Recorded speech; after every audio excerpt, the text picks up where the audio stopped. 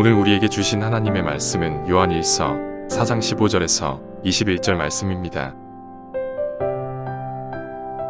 누구든지 예수를 하나님의 아들이라 시인하면 하나님이 그의 안에 거하시고 그도 하나님 안에 거하느니라. 하나님이 우리를 사랑하시는 사랑을 우리가 알고 믿었노니 하나님은 사랑이시라. 사랑 안에 거하는 자는 하나님 안에 거하고 하나님도 그의 안에 거하시느니라. 이로써 사랑이 우리에게 온전히 이루어진 것은 우리로 심판날의 담대함을 가지게 하려 함이니 주께서 그러하심과 같이 우리도 이 세상에서 그러하니라. 사랑 안에 두려움이 없고 온전한 사랑이 두려움을 내쫓나니 두려움에는 형벌이 있음이라. 두려워하는 자는 사랑 안에서 온전히 이루지 못하였느니라. 우리가 사랑함은 그가 먼저 우리를 사랑하셨음이라. 누구든지 하나님을 사랑하노라 하고 그 형제를 미워하면 이는 거짓말하는 자니 보는 바 그 형제를 사랑하지 아니하는 자는 보지 못하는 바 하나님을 사랑할 수 없느니라. 우리가 이 계명을 주께 받았나니 하나님을 사랑하는 자는 또한 그 형제를 사랑할지니라.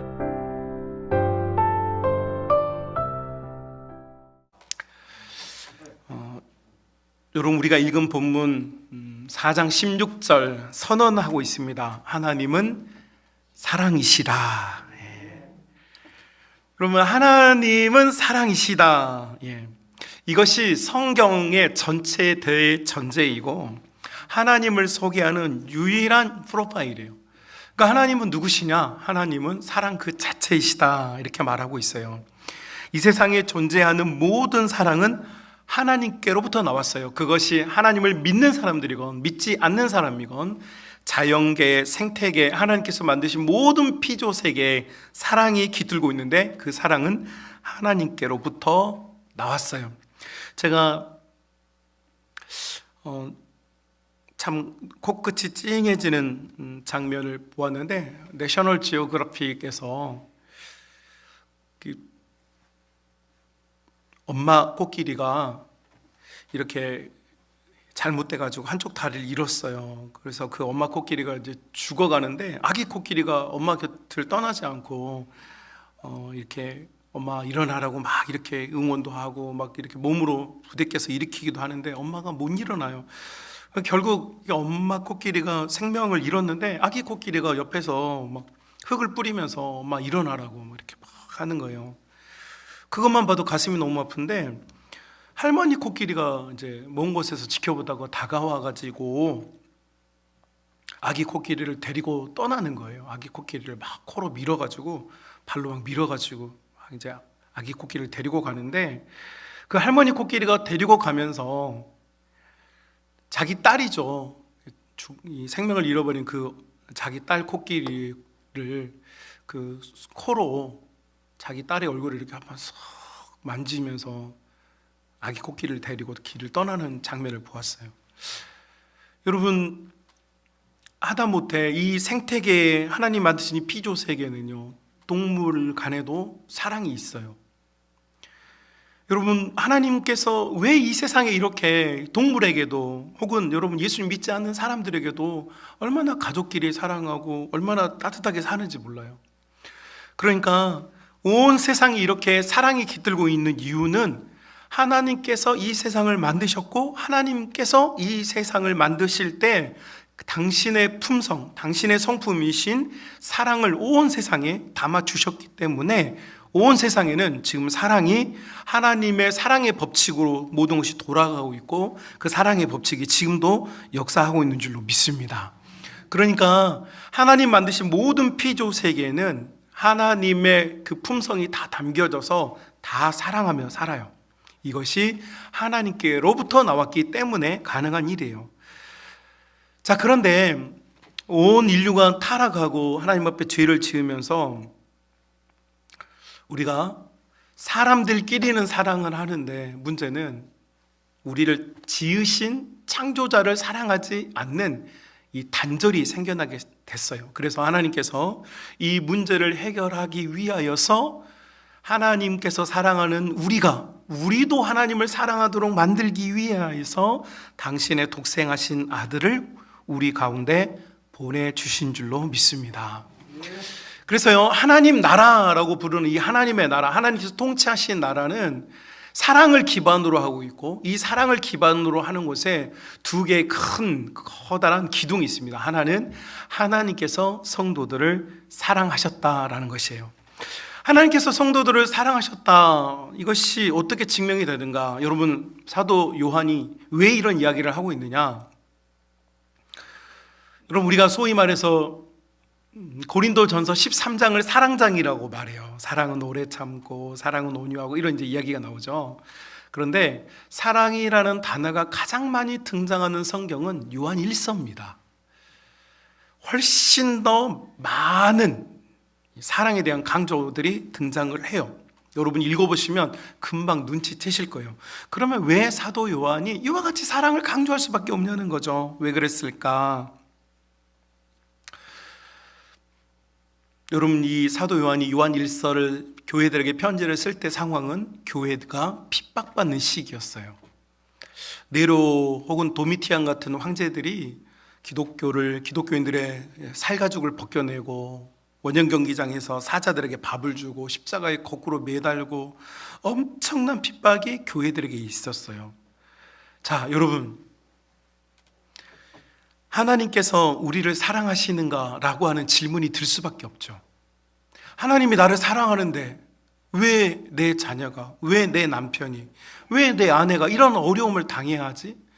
하나님은 만유의 주시고 만군의 하나님이시고 전능하신 하나님인데 왜 우리가 이렇게 예수님을 믿는다는 이유 때문에 핍박과 고난을 당해야 되지? 라고 하는 질문이 성도들의 마음속에 막 불일 듯 일어나는 거예요. 예수님 믿으면 잘 될 줄 알았는데, 예수님 믿으면 행복할 줄 알았는데 왜 이렇게 어려운 거야? 왜 이렇게 힘든 거야? 이것이 교회가 핍박당하던 시기였고, 그래서 성도들 마음속에 무슨 질문이 드냐니까, 하나님이 정말 나를 사랑하시는 거 맞아? 하나님이 우리 가정 사랑하시는 거 맞아? 이런 질문이 막 드는 거예요. 몇 번이고 마음을 막 다잡아요. 몇 번이고 막 믿음으로, 아니야, 하나님 날 사랑해, 막 다잡는데 일어나는 상황의 일들은 그렇지가 못해. 하나님의 사랑을 느낄 수가 없어. 너무 차가워. 이럴 때 사도 요한이 이제 이 메시지를 우리에게 던져주는 거예요. 하나님께서 우리를 사랑하는 증거가 무엇이냐? 우리가 조금 육신이 편안해지고, 혹은 마음이 좀 여유로워지고, 혹은 경제적으로 좀 쪼들리지 않아서 좀 윤활하게 사는 것이 우리가 정말로 하나님의 복을 얻은 것이냐, 하나님의 사랑이냐? 요한이 그것을 이렇게 정답을 줘요. 뭐라고 주느냐?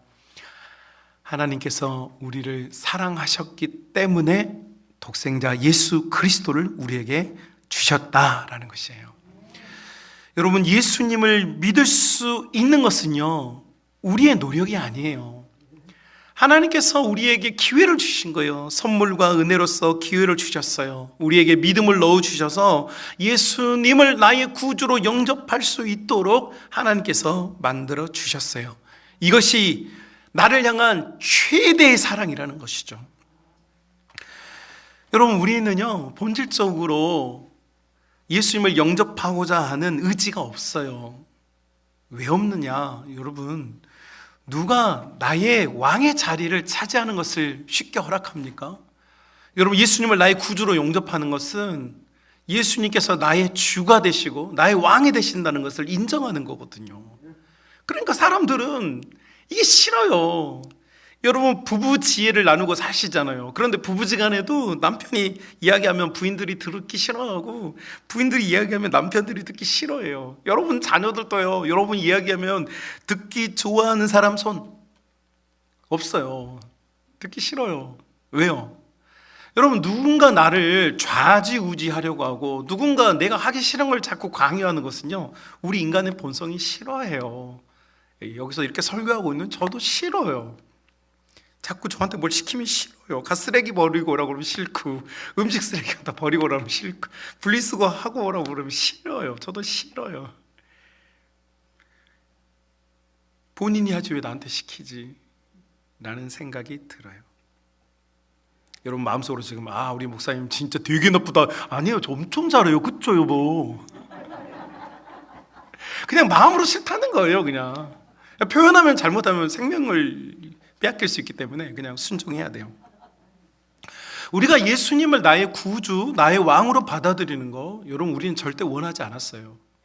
그리고 그걸 소망을 품지도 않았어요. 그런데 하나님께서 나를 사랑하시는 증거로서 내가 왕 되고 싶은 내 마음속에 예수님께서 왕 되실 수 있도록 내 마음의 문을 열어주시고 예수님을 영접할 수 있는 그 은혜와 사랑을 우리에게 주신 줄로 믿습니다. 그래서 하나님께서 우리에게 주신 이 사랑이 뭐냐면 바로 믿음이라는 것을 선물로 주셨어요. 예수님 믿을 수 있게 해주셨단 말이죠. 하나님께서 이 믿음이라는 것을 우리에게 선물로 주지 않았다면 여러분 우리는 예수님 믿을 수가 없어요. 우리의 입술로 주님을 고백하는 거 여러분 결코 쉬운 일이 아니에요. 여러분 우리가 예수님을 나의 구주라고 고백하는 거, 비록 우리가 믿음이 때로는 연약할 때도 있고 부족할 때도 있어도요, 예수님이 나의 구주가 되신다는 이 믿음의 고백은요, 오직 하나님께 사랑을 입은 성도들만이 드릴 수 있는 믿음의 고백인 줄로 믿습니다. 제가 가르쳤던 제자 중에 한 녀석이 오랫동안 어머니가 일찍 이렇게 집을 비우시고 어린 동생 데리고 혼자 큰 애가 있어요. 근데 이 녀석이 하도 스트레스를 받으니까 매일 밤마다 이렇게 영적으로 눌리는 거예요. 소위 여러분 이제 가위를 눌림을 당하는 거예요. 그러니까 매일 밤에 가위 눌림을 당하니까 이 아이가 너무 공고한 거예요. 그런데 어느 날 제가 설교하는 도중에 우리가 능히 하나님의 영을 가진 자들이 악한 것들을 대적할 수 있다는 설교를 듣고 이 아이가 저에게 상담을 요청했어요. 그리고 만나보니까 이 아이가 그 이야기를 하는 거예요. 매일 밤마다 너무너무 괴롭다는 거예요. 잠을 자도 잔 것 같지도 않고, 이 아이가 대학생이 됐는데 고등학생 남자의 이제 동생을 자기가 키우고 있는데 뭐 사춘기인 동생이 말을 듣겠어요. 그러니까 스트레스가 너무 많아요. 그래서 이 아이가 너무 힘들다고 고백을 하는데 제가 그랬어요. 매일 밤마다 다른 거 하지 말고 주기도문 기도를 하고 잠들어라.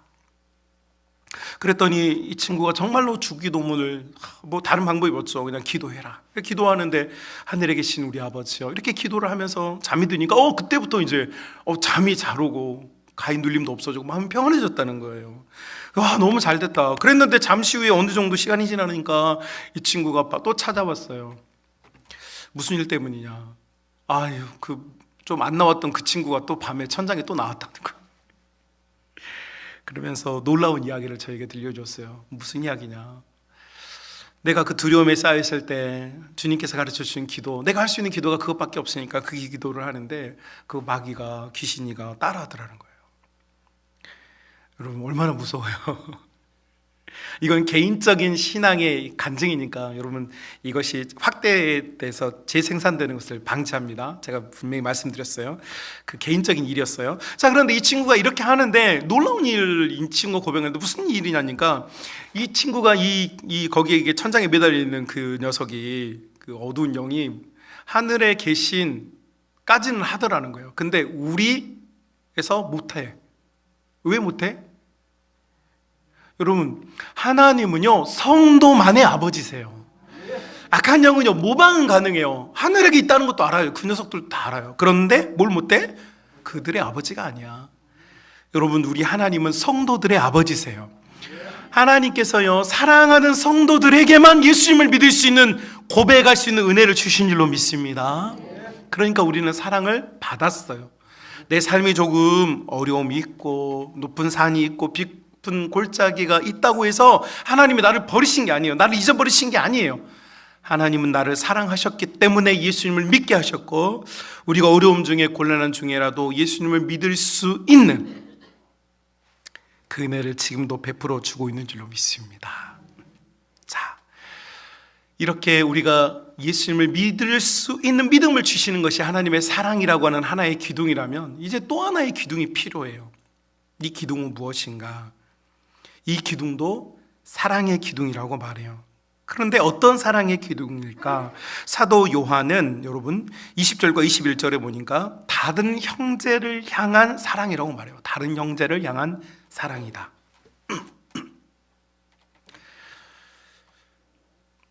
이 본문을 이해하려면 제가 여러분에게 조금의 설명을 좀 해야 할 것 같아요. 여러분, 사도 요한이 이 편지를 쓸 때 왜 형제의 사랑을 꺼낼 수밖에 없는가?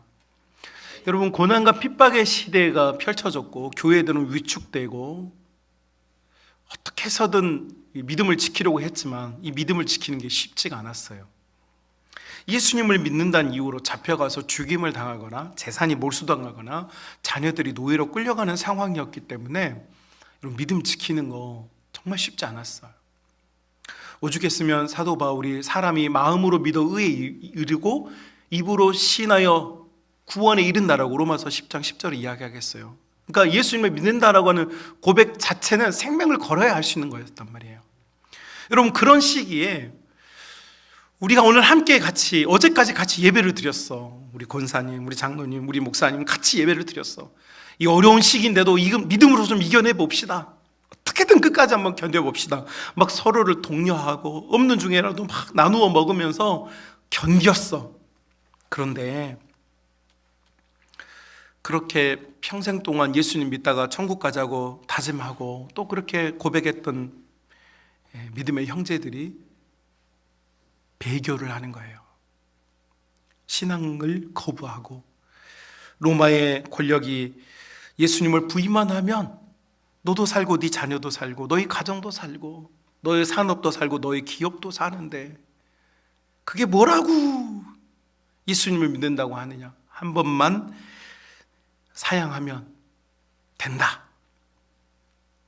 그런데 성도들이 대배교의 시대가 찾아왔어요. 여러분, 우리 같이 이렇게 예배 드리는데 우리의 삶에 페널티가 주어지는 거예요. 우리의 삶에 제재가 주어져요. 오늘 같이 예배를 드렸는데 오늘 밤에 누군가 나를 고발해요. 목사님이 배교를 해요. 이유는 한 가지였어요. 살고 싶어서. 살고 싶어서 그런 거예요. 악하고 나빠서가 아니고 그냥 진짜 살고 싶어서.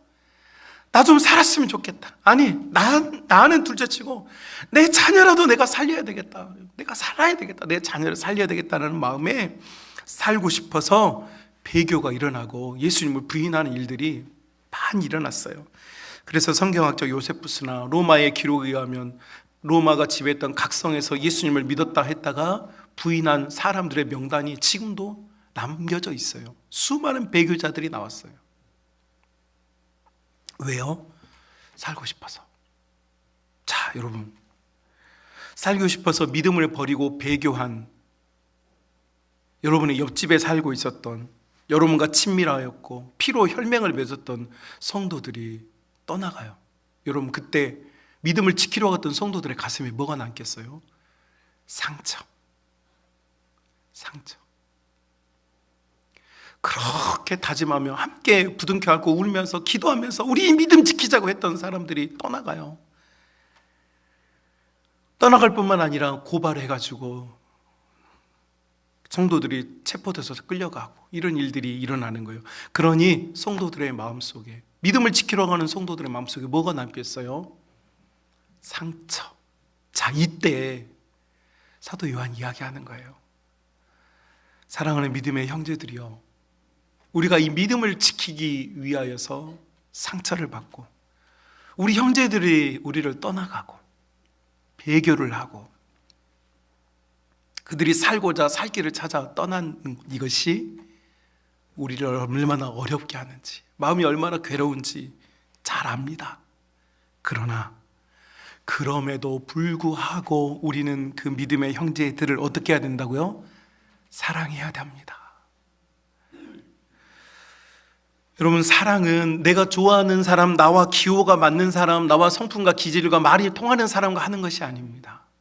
사랑은 우리가 아직 죄인 되었을 때에 죄인인 나를 끌어안으시고 온통 가시투성이인 나를 끌어안으셔서 내가 너를 사랑한다고 말씀해 주시는 하나님의 사랑을 따르는 것이 사랑이죠. 그래서 사도 요한이 형제들을 미워하지 말고 사랑합시다, 이렇게 설교를 하고 있어요. 사랑할 우리 성만 가족 여러분, 성경에 보니까 사랑이 두려움을 내어 쫓는다라고 18절에 언급을 해요. 사람은 본능적으로 두려움을 가져요. 살고 싶어서. 또 오늘은 평안하더라도 내일 무슨 일이 있을지 모르니까 다 두려워해요. 누구에게나 그 두려움이 있어요. 저도 여러분에게 조금 고백하자면 회개할 것이 있는데, 아니 회개는 했는데, 여러분에게 조금 고백하자면, 저는 저희 자녀를 정말 이렇게 좀 세상에서 좀 잘 되는 길로 인도하고 싶은 되게 욕구가 커요. 여러분도 그러셨겠지만, 또 보고 듣고 배운 것이 많다 보니 더 그렇게 하고 싶고, 제가 그렇게 다 잘할 수 있다고 저는 굳게 제가 생각을 하고 있었어요. 그래서 저희 자녀를 어떻게든 더 나은 삶을 나아가도록 코칭하고 지도해 주려고 노력을 했는데, 저희 원과 뜻대로 되지 않았어요. 그리고 연말에 기도원에 들어가서 기도하는데 제가 충격적인 하나님의 메시지를 듣게 된 거죠. 하나님의 메시지가 뭐였느냐? 야, 너는 육신의 아버지지만 나는 육신과 영의 아버지다. 내가 그 아이의 진짜 아빠다. 내가 너보다 그 아이를 더 사랑한다.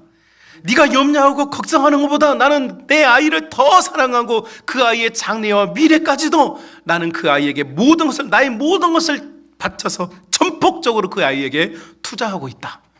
그런데 네가 뭘 하고 걱정하고 염려하느냐라고 하는 충격적인 말씀을 들었어요. 그래서 회개했어요. 저 사실 몇 달 동안 그런 생각 가지고 제 자녀와 다투었거든요. 말 좀 들어라, 공부 좀 해라, 이렇게 좀 해봐라, 저렇게 좀 해봐라. 여러분이 들으면 웃을 수밖에 없는 별별 일을 다 했어요. 그런데 하나님의 응답은 간단했어요. 모든 염려 주께 맡기고 너의 마음속에 있는 두려움을 내어 쫓아라. 우리의 두려움은 어디서 오는가? 결국은 하나님의 사랑을 믿지 못하기 때문이다. 여러분, 우리가 하나님께서 나를 사랑하시고 우리 가정을 사랑하시고, 여기서 지금 아멘이 됐어야 되는 거예요. 다시요. 하나님께서 나를 사랑하시고 우리 가정을 사랑하시고 우리 교회를 사랑하시고 모든 믿는 자들을 사랑하시는 하나님이시다. 여러분, 우리가 이걸 믿으면 하나님께 맡길 수 있어요. 두려움을 내어 쫓아주시는 거예요. 하나님의 사랑이 우리 속에 들어와 있는 염려와 걱정을 내어 쫓아주실 줄 믿습니다.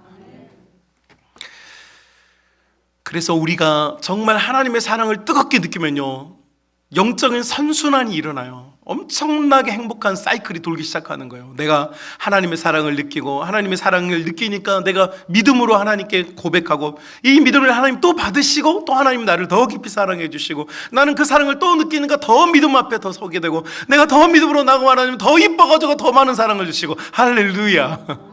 이 은혜를 누릴 수 있기를 바랍니다.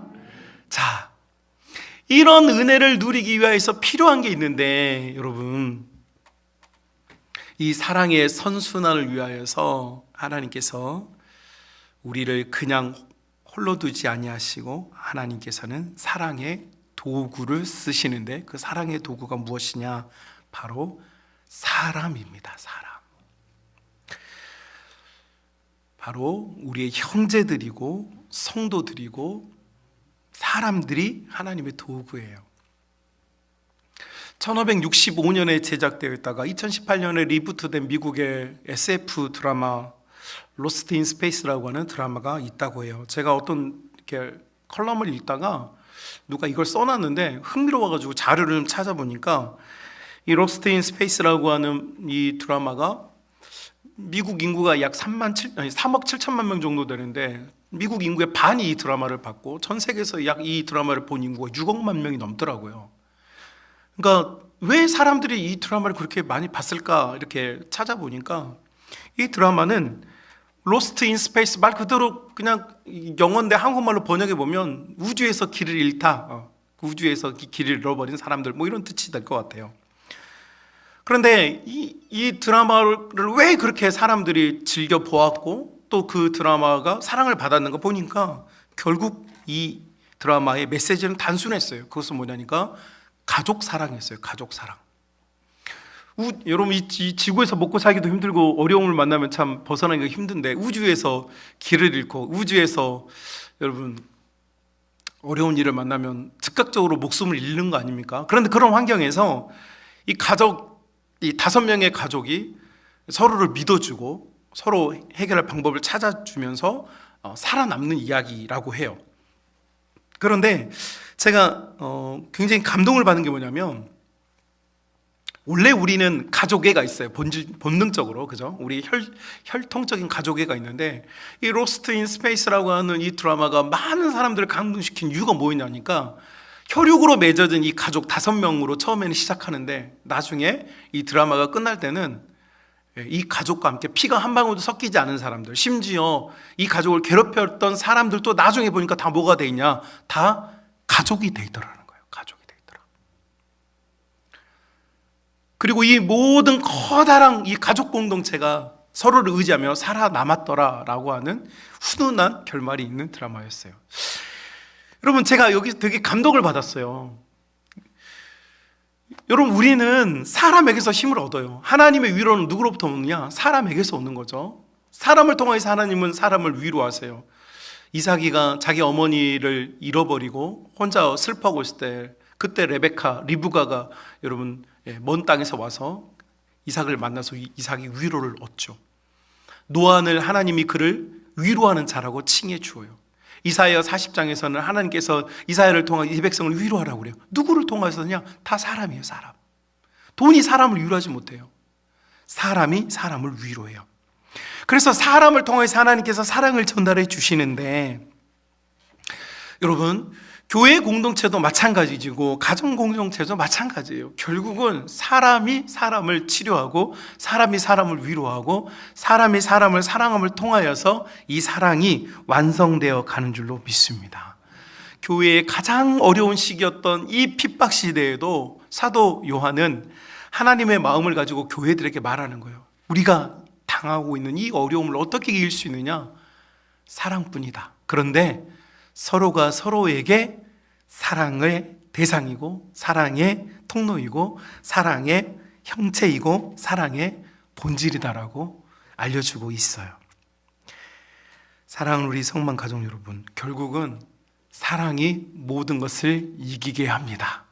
사람을 통하여서 하나님께서는 우리를 사랑하신다는 것을 증명해 보이고 있어요. 그래서 오늘 메시지로 조금 정리해 보면, 온 세상에 사랑이 있는 건 하나님 때문이구나. 하나님이 사랑이시니까. 그런데 죄와 단전될 인간이 하나님의 나라를 만들 수 있도록 두 개의 기둥을 세우시는데, 하나는 사랑을 받는 성도요, 하나는 성도가 형제들을 사랑하는 것이, 이것이 하나님 나라의 두 개의 기둥이라는 사실을 우리가 오늘 본문을 통해서 알게 됐어요. 자, 여기까지가 성경이 우리에게 밝히 말하는 바인데, 여러분, 저는 여러분과 조금 더 세밀한 한 영역을 이제 살펴보려고 해요. 여러분, 우리는 본능적으로 사랑해야 된다는 것을 어떤 방식으로든 알아요. 그리고 사랑이 얼마나 좋은지도 알아요. 그죠? 그런데 문제는 우리가 가진 사랑은 한정된 몇 사람 속에 머무는 사랑일 가능성이 매우 높아요. 그래서 가족 단위 혹은 가족 단위인데도 사랑 안 하는 가족들도 있어요. 부부 둘뿐인데 부부인 두 사람도 사랑을 안 하는 경우가 있기도 한 거. 여러분은 어떠세요? 지금 사랑하는 사람과 살고 계십니까? 그런데 우리는 우리의 사랑을 굉장히 제한하려고 하는 속성이 있어요. 사랑은 에너지가 많이 들거든요. 그러니까 나에게 익숙한 사람, 나와 코드가 맞는 사람, 나와 말이 잘 통하는 사람, 나와 성향이 비슷한 사람, 혹은 나를 좋아해 주는 사람에게 우리는 우리의 사랑을 한정 지려고 하는 성향이 분명히 있어요. 그러나 하나님의 나라의 사랑은 확장되고 증가될 때 그 힘이 더욱 강력해집니다.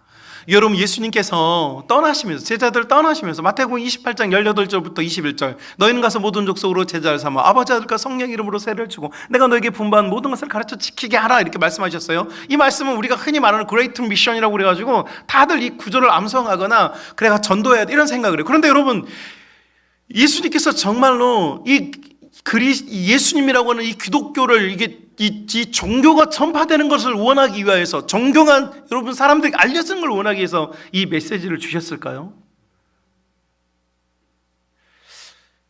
저는 그렇게 생각하지 않아요. 여러분, 이 말을 저는 정말 신학을 담아서 정말 이 성경에 드러나는 하나님의 마음을 담아서 해석해보면 이런 것 같아요. 예수님께서 뭐라고 말하냐면 제자들에게 너희는 나가서 사랑의 힘을 보여주고 사랑의 힘을 나누어주고 함께 사랑의 힘에 동참할 수 있도록 만들어 주어라. 여러분, 우리는 종교를 전달하는 사람이 아니에요.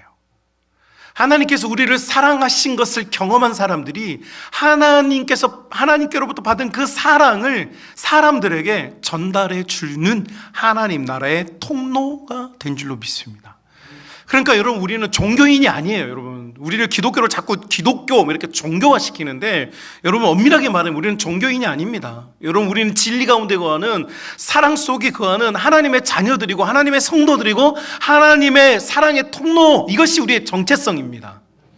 우리가 하나님을 믿는다는 것은 어떤 율법과 규율에 의하여서 그걸 지키거나 그것을 수행하는 사람들이 아니라 하나님께서 우리를 얼마나 사랑하신지를 깨닫고 그 사랑을 가지고 하나님을 사랑하고 그 사랑을 가지고 하나님이 만든 다른 피조 세계를 섬기고 사랑하는 것, 이것이 우리에게 주신 하나님의 사명이라고 저는 믿습니다. 그래서 여러분, 우리 마음속에 있는 저항선이 있어요. 사랑을 한정지으려고 하는 저항선이 있어. 나는 우리 가족 사랑하면 돼. 나는 요 정도. 제가 1부 예배 때 물어봤어요. 어떤 집사님에게. 집사님은 우리 교회 교인들 그렇게 뭐 많지도 않은 500명, 1000명 되지도 않는 이 교인들 중에 작년에 2021년 한 해 동안 대화를 해본 성도가 몇 명이나 됩니까? 라고 물었더니 고개를 숙였어요. 왜요? 여러분, 우리 지금 가만 보면요, 아는 사람하고만 이야기해요. 여러분, 우리 교회가 뭐 1000명 되는 것도 아니고 5000명 되는 것도 아니에요. 그런데도 아는 사람만 얘기하고 여기 지금 처음 본 사람도 되게 많고 대화 한 번도 안 해본 사람도 되게 많아요. 우리 지금 우리 세 가족 12월에 우리 유리 혹시 우리 교회 성도님들하고 혹시 대화를 좀 몇 명이나 해봤어요? 도대체? 아니, 세 가족이면 우리 교인들이 가서 다가가서 반갑다고 환영해주고 사랑해줘야 되는데, 여러분, 지금 우리의 사랑이 너무 고정화돼 있어요. 그죠? 확장이 안 돼. 고칩시다. 하나님의 사랑은요, 교회는 하나님의 사랑을 담고 확장시키는, 변동하는 그릇이에요. 고정된 그릇이 아니에요. 난 요만큼이니까 난 요 안에 들어올 수 있는 사람만 사랑할 거야. 난 요만큼만 내가 사랑할 거야. 여러분, 이거는 하나님의 사랑이 아니에요. 이거는 내가 할 수 있는 사랑이에요. 내가 할 수 있는 사랑은 맞아, 요뿐이에요. 그러나 하나님의 사랑은 그렇지 않아요. 세대를 뛰어넘고 사상을 뛰어넘고, 여러분, 우리가 가지고 있는 모든 생각을 뛰어넘어서 우리를 하나 되게 하고 일치되게 하는 힘, 이것이 하나님의 사랑인 줄로 믿습니다. 여러분, 이 사랑이 여러분 가운데 있길 원하고, 여러분 마음속에 있는 사랑의 저지선들이 붕괴돼서 여러분의 사랑들이 정말로 많은 곳에 닿고 영향력을 미칠 수 있기를 주님의 이름으로 축복합니다. 더불어서 제가 여러분에게 한 가지 제안하려고 합니다. 제가 이제 우리 교회 부임한 지 딱 7년 됐습니다. 그런데 이제 만 6년이 됐고 이제 7년 차, 2월 14일이면 제가 이제 딱 되는데, 제가 한 번도 우리 교회 부임해가지고 전도라고 하는 말을, 여러분에게 전도하라고 한 번도 한 적이 없습니다. 예. 그쵸? 전도하라고. 제가 나가서, 여기 지역사회, 남평, 그리고 혁신도시, 제가 전도지 3만 장 만들어서 3만 장 뿌렸는데, 제가 여러분에게 전도해갖고 오라, 이런 얘기 한 적이 없어요. 저는 그런 생각이 있었거든요. 하나님의 사랑과 은혜가 있으면 교회는 부흥한다. 예. 맞죠? 그래서 우리 교회가 하나님의 은혜가 오늘 많이 부흥을 했어요. 자, 그런데 지난 12월에 제가 기도원에 가서 기도를 하는데 하나님으로부터 어떤 한 음성을 들었어요.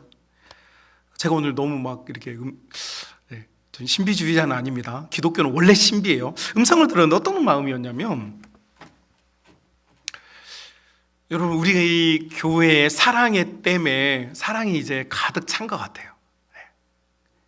이제는 흘려보내야 될 타이밍인 것 같아요. 세상이 너무 어둡잖아요. 코로나 때문에 사람들이 너무 다 외롭고 힘들어요. 교회를 비난한 것 같지만 여러분 알고 보면요, 비난하고 목소리를 크게 내는 사람들의 공통적인 특징이 뭐냐면 마음이 여려서 그래요. 무서워서 그래요. 사춘기인 애들이 막 반항하는 이유, 두려워서 그래요.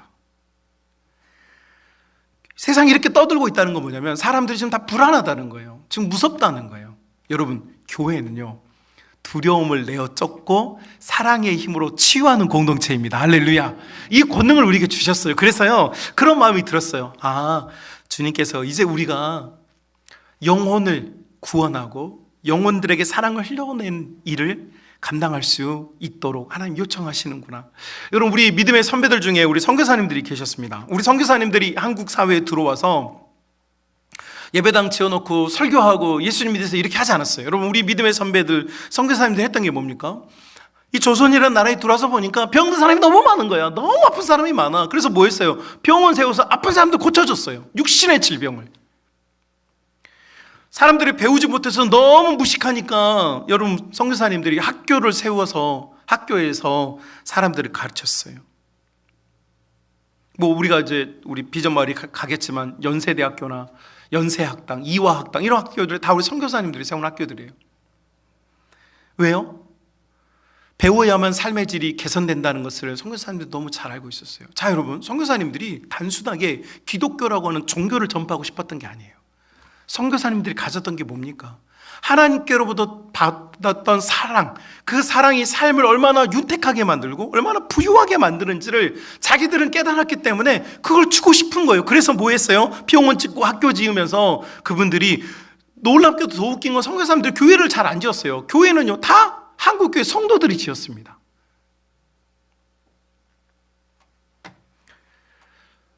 안에 있는 사랑과 밖에 있는 사랑이 다르지 않았어요. 우리 선교사님들이 안에서 했던 사랑, 우리 성도들에게 했던 사랑 바깥에서 똑같이 했어요. 교인이니까 더 많이 주고 바깥에 있는 사람 덜 주고 이렇게 하지 않았어요. 안이나 바깥이나 똑같았다고요. 그 사랑의 형평성이 똑같았어요. 왜요? 선교사님들의 목표는요, 기독교를 전파하는 게 아니에요. 하나님의 사랑을 흘려보내는 것이 목표였어요. 저도 그 마음에 공감하면서, 여러분, 우리 교회가, 저는 여러분에게 지금 전도해서 우리 교회 예배당에 사람들 채우라는 메시지를 지금 전하는 게 아니에요. 지금 여러분, 여러분이 기도했으면 좋겠어요. 여러분의 마음속에 정말 예수님을 전하고 싶은 사람, 예수님을 믿어야 되는 사람들 여러분이 품었으면 좋겠어요. 그리고 2월 중순 정도에 여러분이, 제가 제안하는 거예요. 이제부터 여러분 찾아보십시오. 고민해 보십시오. 그리고 2월 중순 정도에 여러분, 우리 정말 우리가 한 해 동안 기도해야 될 사람이 누구인지 그때 좀 결심하고 같이 기도하는 기회를 만들었으면 좋겠어요. 여러분, 저는 여러분에게 지금 우리 교회 예배당에 사람들 끌고 오라는 이야기 하고 있는 거 아니에요. 저는 순수한 복음주의자예요. 여러분, 하나님의 나라는, 하나님의 교회는 하나님의 손에 의해서 움직이는 것을 저는 믿는 사람이에요. 우리도 또한 믿지요. 자, 그러니까 여러분, 우리는 순수한 동기와 마음을 가지고, 여러분이 그 사람이 예수님을 잘 믿었으면 좋겠다는 사람이 있으면요, 가까운 교회로 인도해 주시면 돼요. 혹시 우리 교회가 가까운 곳에 있다면 우리 교회로 인도해 주시면 저같이 잘생긴 목사도 볼 수 있고 좋긴 하겠죠. 사랑하는 우리 성만 가족 여러분, 우리의 사랑이, 하나님께서 사랑해 주신 이 사랑이 제한되는 것을, 여러분, 이 벽을 허물을 수 있기를 주님의 이름으로 축복합니다.